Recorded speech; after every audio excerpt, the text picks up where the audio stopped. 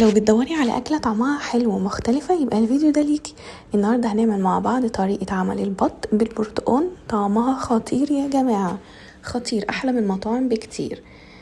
معانا هنا بطة حوالي 3 كيلو.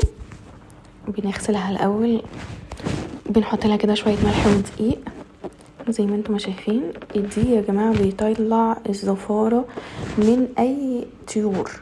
وهنا كنت عصرة ليمون،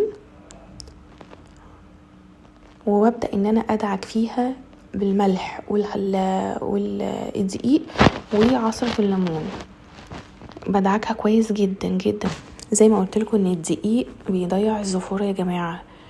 هنا بقى بشطفها كويس جدا من الدقيق والحاجه اللي احنا عملناها. طبعا احنا كنا نقعينها شويه بالمكونات اللي انتوا شفتوها دي، تمام.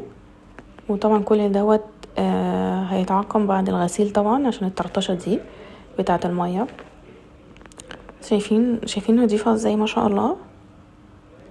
شايفين اهي. هنا بقى بعد ما انتهينا من النقع بتاعها ببدا هنا ببشر بقى بصلايه كبيره بالمبشره زي ما انتم شايفين، وطماطمايه. اهي الطماطمايه بقسمها نصين وببدا ان انا ابشرها بالمبشره. مكونات سهله وبسيطه وعلى قد الايد وكلها موجوده في البيت زي ما انتم شايفين كده. هبدا ان انا احط فلفل اسمر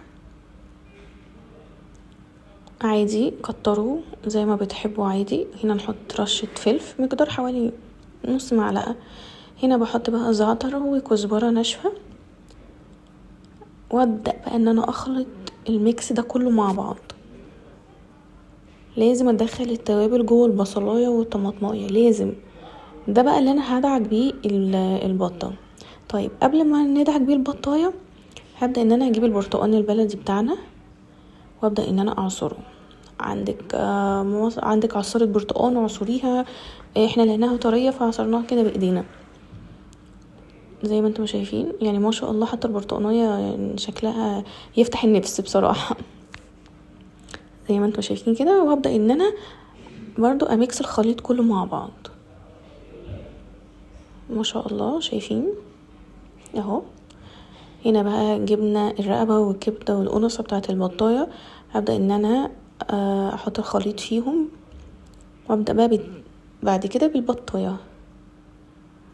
ابدأ من جوه الاول وبعد كده بره وتحت الجلد، كل حتة في البطاية. على فكرة ممكن تسيبوها حوالي 6 ساعات مثلا لو هتعملوها في نفس اليوم. بس ممكن لو عايزين التتبيلة تبقى طعمها احلى مع البطاية وتبقى شاربة التتبيلة دي، ممكن تخلوها قبلها بيوم. طبعا هنا ما رميتش البرتقانه بتاعتي، انا بحشيها البطه بالبواقي البرتقان بتاعتي بعد ما بعصره بحشيها بيها. وهنا عشان ما رجليها ما تتفكش مني والبرتقان يخرج من بره بربطها باي حبل كده. بقت جاهزه معانا. هبدا اجيب حله سخنه فيها شويه زيت وابدا ان انا اسمع الطشه بتاعتنا اللي هي كده، تمام. وابدا احطها يا دوبك هشممها نار ان هي ايه زي ما تتشوح كده.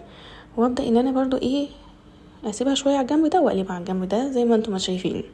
واجيب ميه سخنه، ما ينفعش احط ميه ساقعه خالص، ليه؟ لان هي اصلا سخنه. فكده ميه سخنه وابدا ان انا اقلب كويس زي ما انتم شايفين اهو. انا بره الفيديو حطيت لكم حبهين بس ما جاتش في الفيديو. هنا بعد ما اتسلقت شايفين ما شاء الله ما شاء الله. هنا بقى كنت عامله محشي حله صغيره كده، ورق عنب وفلفل. فطبعا المحشي ورق عنب بيعشق البط، فدي عملناها جنب الاكله. شايفين ما شاء الله تبارك الله البطايه عروستنا الليله ايه ما شاء الله. اللهم صل على النبي.